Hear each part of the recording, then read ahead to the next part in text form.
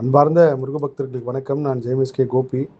நான் இப்போ கொஞ்ச நேரத்துக்கு முன்னாடி இந்த 5 மணி குரு ஓரையில பதிவு செய்கிறப்போ, இந்த பௌர்ணமி அன்னைக்கு இந்த மாதிரி நிறைய பேருக்கு வாழ்றதா சாகிறதான்ற ஒரு குழப்பமான மனநிலையை வந்து பேசுவாங்க அப்படின்னு சொல்லியிருந்தேன். அதுக்கப்புறம் அந்த குரல் பதிவு பேசி முடிச்சதுக்கப்புறம் நான் திரும்ப பக்தர்கள் மெசேஜ் ரிப்ளை பண்ணும்போது சரியாக 4:40க்கு வந்து இப்போ ஒரு முருக பக்தர் அவங்க ரொம்ப வேதனையோடு அமைச்சிருந்தாங்க. நான் அந்த பதிவை வந்து எதுக்காக பண்ண ஒரு உதாரணத்துக்காக நான் செய்கிறேன். கரெக்டாக அந்த சனி ஓரையில் அவங்க வந்து இந்த விஷயத்த வந்து அமைச்சிருக்காங்க. இந்த சனி ஓரைன்றது நம்ம கர்மா ரிலேட்டடான எல்லா விஷயமும் நடக்கும். நம்ம நோட் பண்ணாலும் சரி, நோட் பண்ணாலும் சரி, அந்த இயற்கையை வந்து தடுக்கவே முடியாது.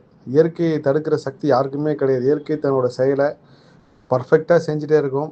அந்த இயற்கையை நம்மளுக்கு கொடுக்குற பாதிப்புலேருந்து காப்பாற்றுற தெய்வ சக்தி மட்டும்தான். தெய்வ சக்தி கூட நம்ம ஊழ்வினை கர்மவினைப்படி சமமாக எல்லா விஷயத்தையும் கொடுக்கும். அதில் முருகப்பெருமான் வழிபாடுன்றது ஒரு பெரிய அற்புதம். அது தனியாக ஒரு பகுதியாக சொல்கிறேன். ஆனால் இந்த சமயத்தில் இவங்க அமைச்சிருந்தாங்க. இப்போ தான் அது சம்மந்தமாக பேசியிருந்தேன்.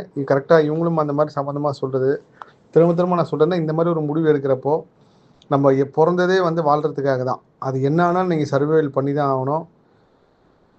சர்வைவல் பண்ணுறதுக்கு உண்டான வாய்ப்பையும் வசதியும் இயற்கை ஏதோ ஒரு ரூபத்தில் கொடுக்கும். கடன் பிரச்சனையோ, மனப்பிரச்சனையோ, நோய் பிரச்சனையோ, இல்லை அவமானமோ எதுவாக இருந்தாலும் நீங்கள் அந்த மனசை தாங்கிக்கிற அளவுக்கு பக்குவமாகிட்டாலே பாதி பிரச்சனை வெளியே வந்துடலாம். எல்லாத்தையும் நீங்கள் பார்க்கறதுக்காக இந்த பிறப்பை எடுத்திருக்கீங்க. அதனால் யாரும் மனம் தளராதீங்க. முருக பக்தியில் இருக்கீங்களோ இல்லையோ, ஒரு வாட்டியாவது முருகான்னு நினச்சிட்டு அவர் மேலே பாரத்தை போட்டு வாழ்க்கையை பயணிக்க ஆரம்பிங்க. எல்லா புகழும் முருகனுக்கே. நன்றி.